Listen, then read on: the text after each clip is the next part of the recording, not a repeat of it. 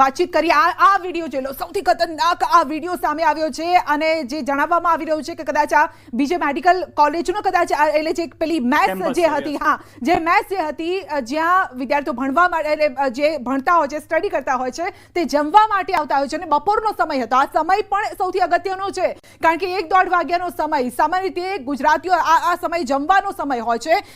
Medical હોસ્ટેલના દ્રશ્યો છે, મેથ્સના કદાચ આ દ્રશ્યો છે, ત્યાં જમવા પણ આવ્યા હતા. એક આંકડો એવો પણ સામે આવ્યો છે કે જે અભ્યાસ કરી રહ્યા હતા મેડિકલના વિદ્યાર્થીઓ, તેમના પણ કેટલાકના મોત થયા હોઈ શકે છે. જે આંકડો આવી રહ્યો છે, પરંતુ કન્ફર્મ થાય પછી એક્ઝેક્ટ આંકડો અમે આપને આપીશું. અમારી પાસે પણ આવી રહ્યો છે આંકડો, પરંતુ ઓથેન્ટિક માહિતી અમે આપને આપવાનો પ્રયત્ન કરી રહ્યા છે.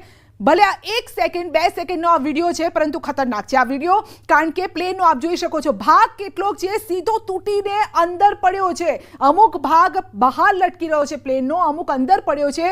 પાંખીઓ કોઈ સોસાયટીમાં પડ્યું છે, કેટલાક મુસાફરો છે આમ તેમ વિખેરાઈ ગયા છે. એટલે કેટલી ભયંકર આ દુર્ઘટના સર્જાઈ હશે. ફક્ત આ દ્રશ્યો પરથી જ આપણે કહી શકીએ છીએ કે એ સમયે શું થયું હશે. અને અહીંયા પરિસ્થિતિ એ પણ છે કારણ કે લોકો તો સુરક્ષા માટે ત્યારબાદ પહોંચ્યા કે તેઓ બચાવી શકે લોકોના જીવ જે કદાચ ત્યાં આગળ જીવિત હોય તો તેમને લઈને, પરંતુ પ્લેન જે છે તે ઉપરથી આવીને પડ્યું છે, જેના કારણે એ થયું કે ઉપરથી લઈને તમામ જે આખી ઇમારત છે તેમાં આગ લાગી ગઈ હતી. અને બીજે મેડિકલની આ મેસ હોવાની જાણકારી જે મળી હતી. આ બંને દ્રશ્યો બિલ્ડિંગના આપ જુઓ, એક બિલ્ડિંગ સંપૂર્ણ રીતે બળીને ખાક થઈ ગયું છે. અંદાજિત 3 કલાક થઈ ગયા છે ઘટનાને, હજી પણ પાણીનો મારો ચલાવવામાં આવી રહ્યો છે. અને જે પાણીનો મારો ચલાવવામાં આવી રહ્યો છે તેનાથી સ્પષ્ટ છે કે આગ કેટલી ભયંકર હશે. અત્યારના સતત જે છે તે એમ્બ્યુલન્સ આવી રહી છે, લોકોને બચાવવાનો પ્રયાસ જો હોય જીવિત તો થઈ રહ્યો છે. બિલકુલ. તો CR પાટીલે પણ એક ટ્વીટ કર્યું છે કે અમદાવાદમાં એર ઇન્ડિયાનું પેસેન્જર વિમાન ક્રેશ થઈ જવાની આ ઘટના ખૂબ જ દુઃખદ ઘટના છે. આ દુર્ઘટનાથી ખૂબ જ વ્યથિત છું. ભારતીય જનતા પાર્ટીના તમામ કાર્યકર્તાઓને એક અપીલ પણ કરવામાં આવી છે કે રાહત કાર્યમાં જોડાઈ જાઓ. પીડિત પરિવારોને શક્ય હોય તેટલી તમામ મદદ કરો. સૌ શોકગ્રસ્ત પરિવારોને આ કપરી પરિસ્થિતિમાં આજે દુઃખ આવી પડ્યું છે તેને સહન કરવાની ઈશ્વર શક્તિ આપે. ઈજાગ્રસ્તોને ખૂબ જ ઝડપથી સાજા ઈજાગ્રસ્તો થઈ જાય તે પ્રકારની પ્રાર્થના પણ તેઓએ કરી છે. તો બીજેપીના જે કાર્યકર્તાઓ છે તેમને અપીલ કરવામાં આવી છે કે અત્યારે જરૂર છે તમારી સંવેદનાની જરૂર છે, રાહત કાર્યમાં જોડાવાની જરૂર છે, તો જોડાઈ જાઓ. પરંતુ જે નાહકના ભીડ જે બીજી એકઠી થાય છે, મહેરબાની કરીને ત્યાં ના જાઓ. હોસ્પિટલથી તો દૂર જ રહો કારણ કે અત્યારે જરૂર છે. એમ્બ્યુલન્સ ત્યાં પહોંચી રહી છે. જે પણ વ્યક્તિઓ બચી શકે તેને બચાવવાનો અત્યારે પ્રયત્ન થઈ રહ્યો છે. તો એક દ્રશ્ય પણ અમે આપને બતાવી રહ્યા છીએ. AI જનરેટેડ આ વિડીયો છે કે જે પ્લેન હતું તે આ રિયલ વિડીયો અમે ઉપર આપને બતાવી રહ્યા છીએ કે જે પ્લેન છે એ ટેક ઓફ થયાના થોડા જ મિનિટોની બાદ નીચે થોડું જતું જોવા મળી રહ્યું છે અને ત્યારબાદ ફ્રેક્શન્સ ઓફ સેકન્ડમાં, થોડી જ સેકન્ડોની અંદર જે બ્લાસ્ટ છે તે થતો જોવા મળી રહ્યો છે. અત્યારનો આંકડો 133 લોકોના મોતનો છે, પરંતુ જે જાણકારી મળી રહી છે તે પ્રમાણે આંકડો વધી શકે છે કારણ કે જે બિલ્ડિંગ સાથે જઈને ટકરાયું છે તે બીજે મેડિકલની હોસ્ટેલ હોવાની જાણકારી છે.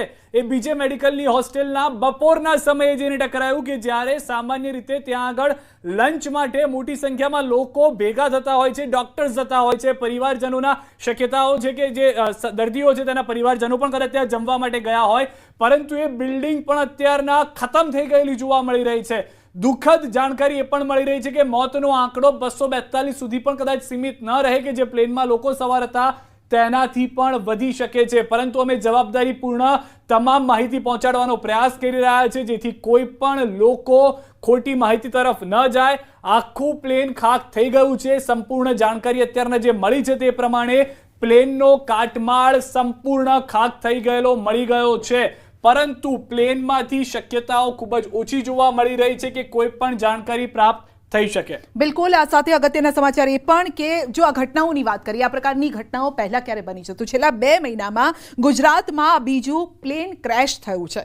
22મી એપ્રિલ એ દિવસ પણ આપને યાદ હશે કે જ્યારે અમરેલીમાં પણ એક પ્લેન ક્રેશ થયું હતું, પરંતુ એ પેસેન્જર પ્લેન નહોતું, ટ્રેનિંગ સેન્ટરનું પ્લેન હતું અને જે ક્રેશ થયું હતું. અમરેલી પ્લેન ક્રેશમાં પાયલટનું મોત થયું હતું અને રહેણાંક વિસ્તારમાં તે ક્રેશ થયું હતું. એટલે આ 2 મહિનામાં આ બીજી ઘટના છે અને સતત અમે એટલા માટે પણ કહી રહ્યા છીએ કે અલગ અલગ એંગલથી આ તપાસ તપાસ કેમ જરૂરી છે? ફક્ત આને સામાન્ય ઘટના જ અત્યારે તંત્ર નથી લઈ રહ્યું. આપ જોઈ શકો પાણીનો મારો ચલાવવામાં આવી રહ્યો છે અને આખી બિલ્ડિંગમાંથી પાણી જાણે કે વરસાદી પૂર આવ્યું હોય એ પ્રકારના પાણીના રેલા ઉતરી રહ્યા છે. એટલે એનો મતલબ એ છે કે અંદર હજુ પણ આગ લાગેલી હોય અને જેના કારણે આગને બુઝાવવા માટે અત્યારે સતત એ પાણીનો મારો પણ ત્યાં ચાલી રહ્યો છે.